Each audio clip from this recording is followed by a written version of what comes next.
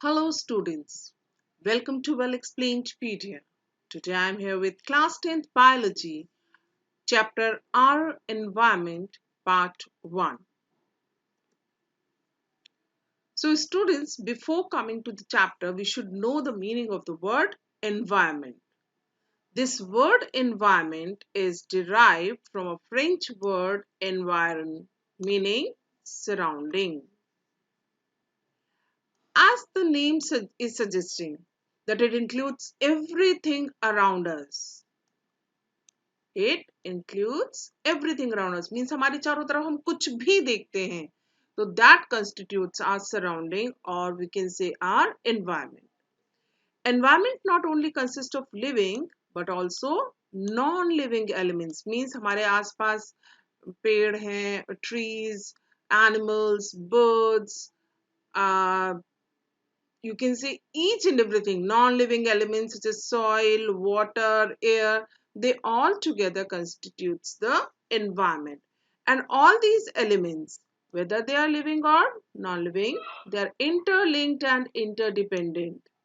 To be more specific, we can say that environment includes physical surroundings like air, water bodies, soil, and all the organisms such as plants, animals, human beings, and microorganisms like bacteria and fungi. Means in the non-living things, each and every thing which is present around us is included, such as air, water, soil, and among the living things, all the organisms, just plants, animals, human beings, and microorganisms like bacteria and fungi are included.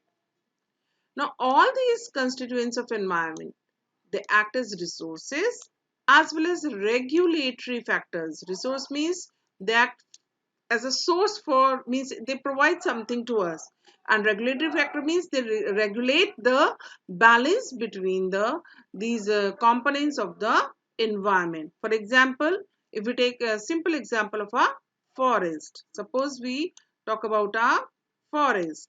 These forests act as resource. Why? Because we get materials such as timber, medicine, fruits, and many more things from it. But it also acts as a regulatory factor by controlling the water cycle. And a small change in any one of the component of the environment may affect the whole environment and the organism existing in it.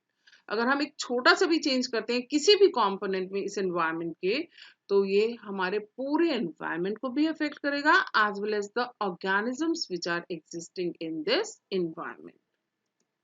Now, what is an ecosystem? An ecosystem is a self-contained unit of living things. Living things means plants, animals, and the decomposers, that is the microorganisms, and their non-living environment, that is soil, air, and water. Examples of ecosystem are grassland, a forest, a desert, mountain, a pond, a lake, a river, and a sea. Most of the ecosystem which are existing in this world, they are natural ecosystem, but some of them are also man-made ecosystem, or we can say artificial ecosystem. And among the artificial ecosystem, there are crop fields, that is the agricultural lands, parks, and aquarium. Now, the components of an ecosystem. An ecosystem consists of two types of components, biotic components and abiotic components. Now, coming to abiotic components, as the name is saying, that abiotic components or non-living components of an ecosystem include the physical environment like soil, water, and air, along with the inorganic substances like carbon dioxide, nitrogen, oxygen, water, phosphorus, sulfur, sodium, potassium, calcium, and other elements present in them. Means all the non-living components of ecosystem are known as abiotic components. The physical factors or climatic factors like light, temperature, pressure, and humidity are also considered as abiotic components of the ecosystem. Now, biotic components. As the name is suggesting, biotic components are the living components of the ecosystem. Biotic components or living components of an ecosystem is a community of organisms like plants and animals, which is made up of many different interdependent population. These plants and animals, they are interdependent on each other. As you have already studied in your previous classes, आप बचपन से पढ़ते आ रहे हैं कि plants और animals एक दूसरे पर depend करते हैं. This biotic community or living world of an ecosystem includes three types of organisms. They are producers, which are the autotrophs, that is green plants which make their own food. They are the consumers or heterotrophs. They depend on the producers or the autotrophs for their food. And decomposers or saprotrophs, which depend on dead and decaying bodies of these autotrophs and heterotrophs for their food. Now, the functioning of an ecosystem. How does this ecosystem function? It acts as a self-sufficient unit. Means it doesn't need anything from outside, only sun's energy it requires, and all the ecosystem, all the components of the ecosystem, they are together, they together function and make the energy flow in this ecosystem. Now, what does the components do? Components means the biotic and abiotic components do in this ecosystem. Ecosystem act as a self-sufficient or independent unit in nature. Okay. Ecosystem has both living and non-living components. ये भी हमने पढ़ा कि ecosystem में दोनों ही living और non-living components होते हैं. And all these components make the ecosystem functions as follows. अब ecosystem में कैसे functioning होती है? These non-living and living components मिलके क्या करते हैं? From the nutrient pool of the earth. ठीक है, हमारी अर्थ का एक न्यूट्रिएंट पूल है, वहां से, that is nutrient pool is the soil, water and air. Carbon dioxide and water are absorbed by the producer organisms, that is the green plants, and with the help of sunlight energy, the producer organisms convert these inorganic substances into organic compounds like carbohydrates, which act as a food. Means only supply जो है वो सिर्फ sunlight की इस ecosystem को देनी है, otherwise they are self-sufficient or independent in providing energy in this ecosystem. Thus, producer trap the solar energy and then provide the basic food or energy for all the other life forms in the ecosystem. The consumer, that is animals, they derive energy need directly or indirectly from the producer or the plants. When the producer and the consumer, they die, okay, then the decomposer organism acts on their dead bodies to return the various elements back to the nutrient pool. Means nutrient pool यानी हमारे water, soil और air. Air से carbon dioxide oxygen मिलती है हमारे ecosystem में, means जो organisms हैं उनके लिए. Water is essential for photosynthesis, as you all know, and the soil provides nitrogen. Nitrogen fixing bacteria are there in the soil and they provide nitrogen to the plants. Now, with the input of the sunlight, the chlorophyll that traps the sunlight, the sun's energy, and with the help of carbon dioxide and water, they convert it into carbohydrates. They provide the basic food or energy for all the life forms in the ecosystem. Okay, when this carbohydrate, which act as a food, it is used by the plant's body as well as is stored in the plant body for the further use by the consumers.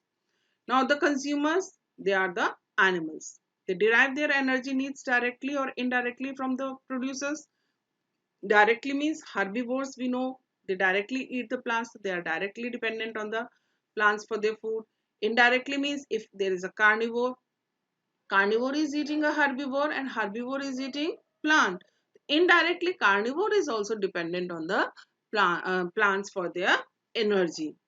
But when these producer and consumers die, जब ये मरते हैं तो क्या होता है? जो decomposer organisms हैं, means bacteria and fungi, microorganisms which are present in the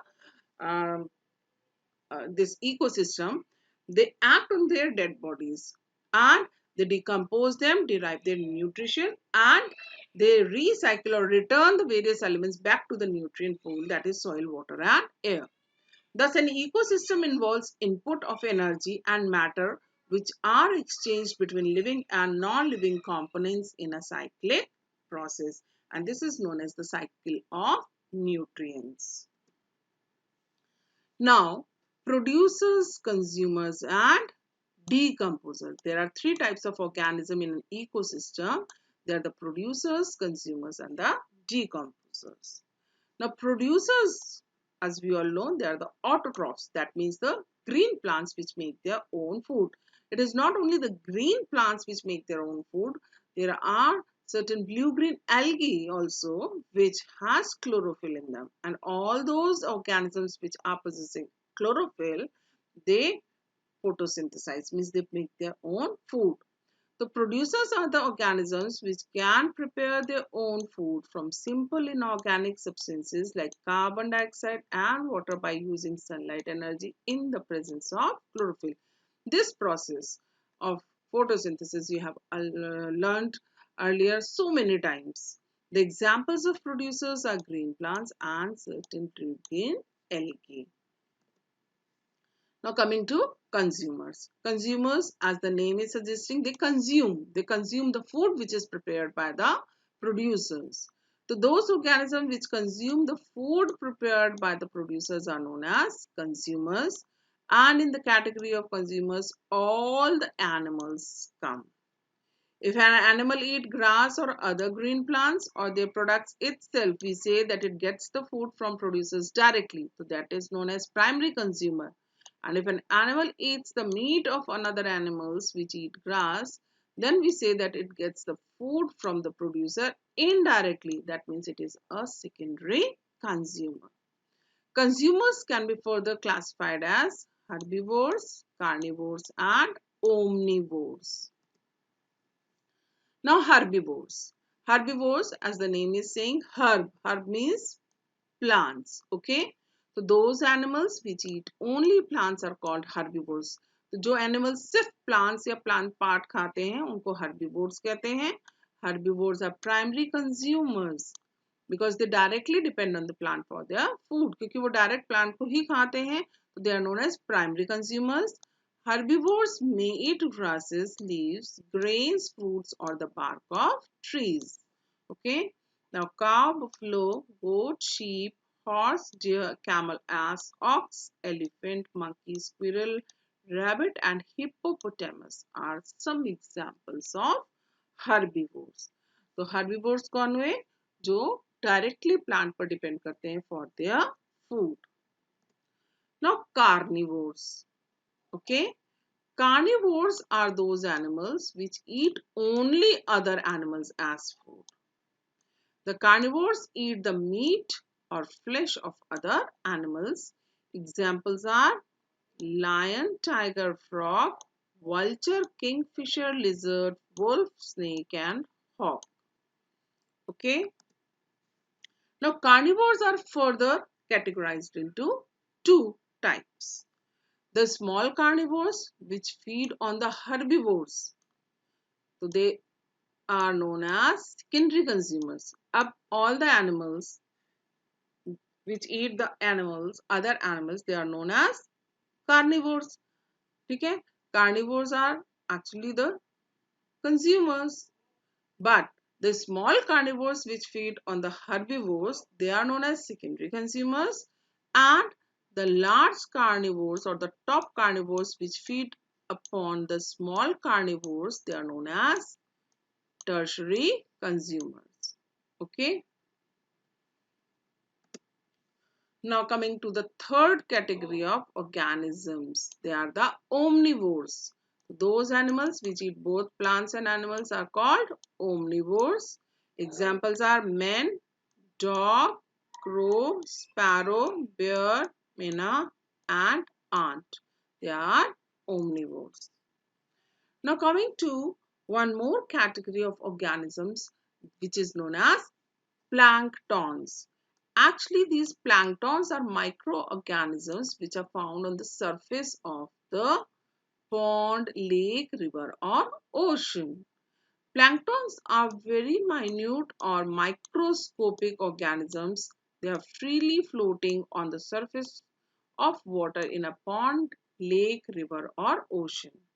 Planktons are of two types, phytoplanktons and zooplanktons. As the name is suggesting, phyto means this is related to light. That means they can photosynthesize. That means they are the microscopic plants. Whereas zooplanktons, they are the microscopic animals. So the microscopic aquatic plants freely floating on the surface of water are called phytoplanktons, example algae, whereas the microscopic aquatic animals freely floating on water are called as zooplanktons, example is protozoa. Now decomposers. What are decomposers? The microorganisms which break down the complex organic compounds present in dead organisms like dead plants and animals and their products like feces, urine, etc. into simpler substances are called as decomposers. So decomposers are the microorganisms and they break down the complex organic compounds which are present in the dead organisms like dead plants and animals as well as their waste products such as the feces and urine, etc.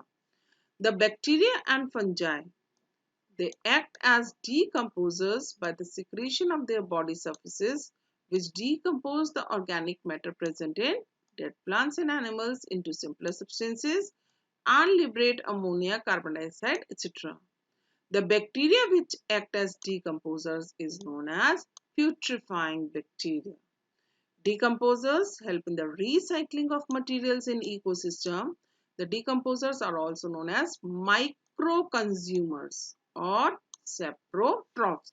The student, micro-consumer क्यों कहते हैं इन्हें? Because they consume the dead bodies of plants and animals. और micro क्यों कहते हैं? Because decomposers they mainly consist of microorganisms like bacteria and fungi.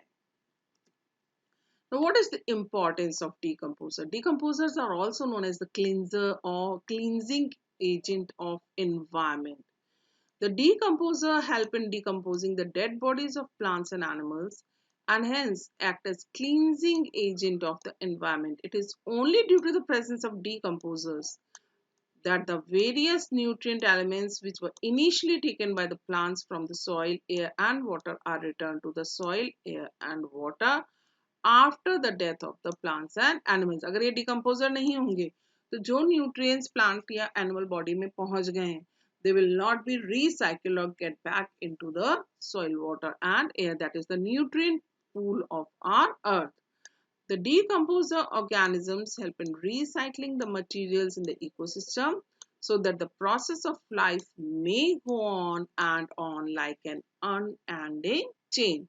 तो अगर ये साइकिल नहीं हो गया, यूनिडायरेक्शनल होगा कि प्लांट ने यूज कर लिए न्यूट्रिएंट्स प्लांट से primary consumer, secondary consumer, tertiary consumer में आ गए and then they are lost. तो a time will come the soil, water and air will be devoid of these nutrients, but this does not happen so because these are returned back to the nutrient pool of our earth with the help of these decomposers. Okay, now that's all for this part 1. Thanks for watching. Have a nice day. God bless you all. Students, if you have not subscribed my channel till now, subscribe it and press the bell icon so that whenever a new video is uploaded, you will get notification.